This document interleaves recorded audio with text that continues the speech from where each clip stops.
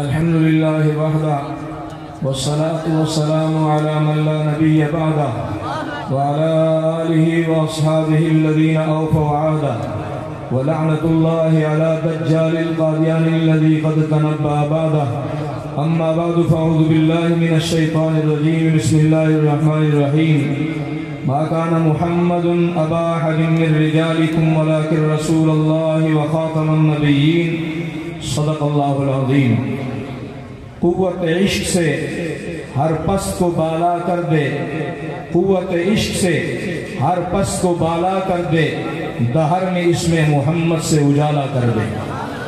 International ختم نبوت movement کے زیر اہتمام آج جامع مسجد اشرفیہ گول چوک کے اندر یہ تاریخ ساز کانفرنس منعقد ہے اور اسٹیج پر علماء کرام کا گلدستہ سجا ہوا ہے.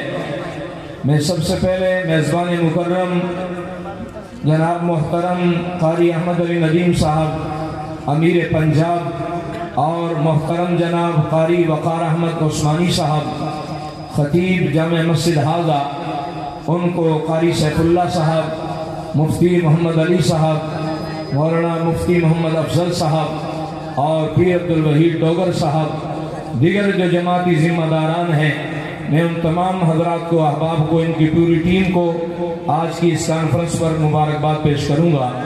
الحمدللہ حضرت چنیوٹی رحمت اللہ علیہ نے اس کاز اور مشن کے حوالہ سے اپنی صلاحیتیں لگا کر قادیانیوں سے رسول اللہ کی ختم نبوت کی پاور اور طاقت کو منوایا ہے.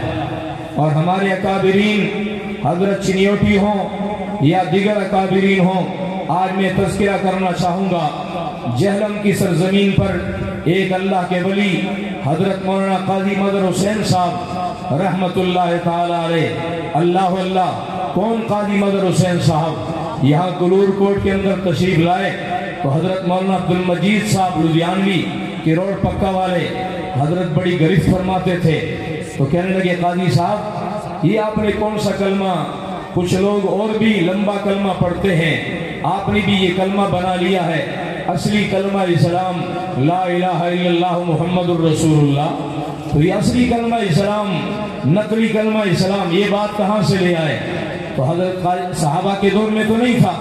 حضرت قاضی صاحب نے فرمایا کہ کچھ لوگ اور بھی کچھ کلمہ بڑھا چڑھا کے ذرا کوئی کلمے کے ساتھ اور بھی ساتھ لگاتے ہیں، حالانکہ وہ کہیں سے ثابت نہیں ہے. فرمایا ہم جو اصلی کلمہ اسلام لکھتے ہیں تحریک خدام والے، ہم اس کے شروع میں اصلی کلمہ اسلام پر بریکٹ بھی لگاتے ہیں کہ یہ کلمے کا حصہ نہیں ہے.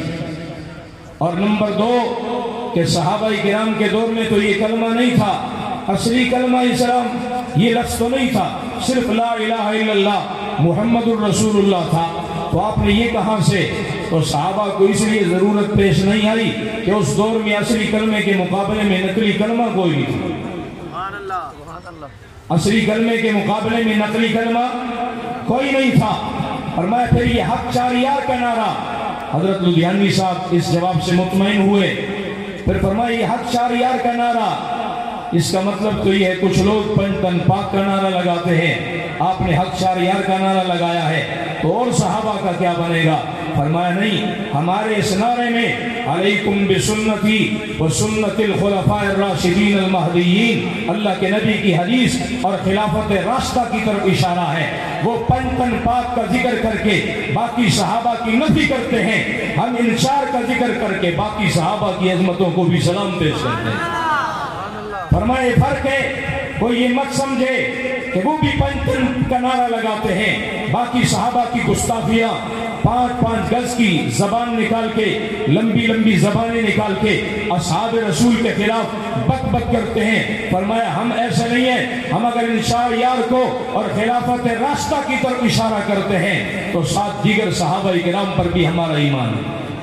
حضرت قاضی مظہر حسین صاحب رحمت اللہ تعالی علیہ، حضرت کے والد ماجد حضرت پیر کرم دین دبیر رحمت اللہ تعالی علیہ، جب مرزا قادیانی نے 1901 میں قادیان کی سرزمین پر باقاعدہ نبی ہونے کا دعویٰ کیا تو حضرت پیر کرم دین دبیر یہ قاضی مظہر حسین صاحب کے والد محترم ہیں، یہاں سے گھوڑے پر سوار ہو کر انڈیا میں جا کر مرزا قادیانی کے خلاف وہاں کی عدالت میں کیس دائر کیا۔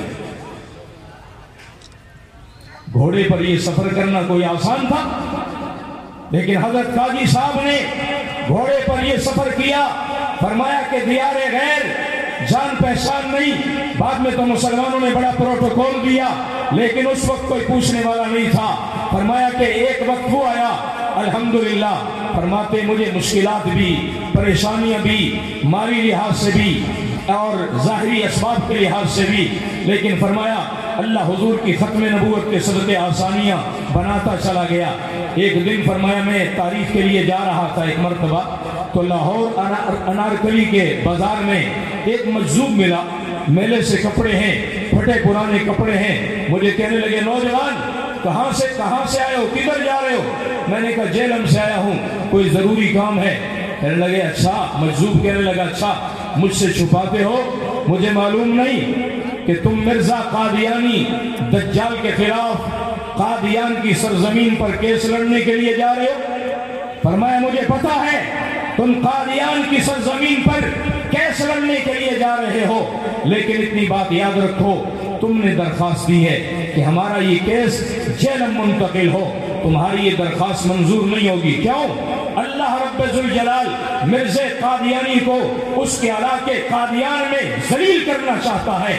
مرزا قادیانی یہ کیس ہارے گا، اللہ اس کو اس علاقے میں ذلیل کرنا چاہتا ہے۔ تاریخ اپنے آپ کو دہراتی ہے، آج بھی ایک مرزا جیلم کی سرزمین سے اٹھتا ہے، کبھی کہتا ہے قادیانی کو اس لیے کافر کہتے ہیں کہ یہ ہمیں کافر کہتے ہیں، کبھی کہتا ہے قادیانی تو یہودیوں سے زیادہ خطرناک نہیں ہے، یہودی بڑے کافر ہیں، قادیانی تو پھر بھی فلاں کرتے ہیں، لیکن اللہ نے اس تاریخ کو دوبارہ دہرایا اور جیلم کی سرزمین پر اٹھنے والا وہ انجینئر مرزا محمد علی کے نام سے ایک مرزا وہ تھا، وہ بھی اپنی سرزمین پر ذلیل ہوا۔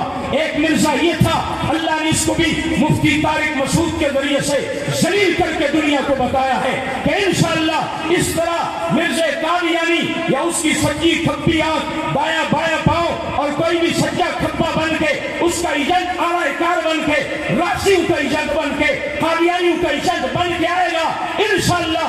میں رب کا فیصلہ بھی ہے جیسے اس مرزے کو اس کے گھر ذلیل کیا تھا، اس کو بھی جوتے مار کے اس کے گھر میں ذلیل کروں گا۔ اللہ نے ذلیل کیا کہ نہیں کیا؟ ذلیل کیا کہ نہیں کیا؟ دوستو حضور کی ختم نبوت کے لیے، دین کی حقانیت کے لیے میدان میں نکل جائیے۔ عزتیں آپ کے انتظار میں ہیں، فتح آپ کی انتظار میں ہے، لیکن شرط یہ ہے زور بازو آزما، شکوہ نہ کر سیاد سے، آج تک کوئی قفس ٹوٹا نہیں فریاد سے۔ وآخر دعوانا الحمدللہ رب العالمین۔ اور 28 29 اکتوبر کو آج جمعرات ہے، آئندہ جمعرات جمعہ شناب نگر میں بھی 40ویں سالانہ ختم نبوت کانفرنس ہو رہی ہے۔ کیا توقع رکھوں؟ دشمن سامنے ہو تو مقابلے کا اپنا مزہ ہے، تشریف لائیں گے انشاءاللہ، تمام احباب تشریف لائیں گے انشاءاللہ۔ اللہ جزائے خیر نصیب۔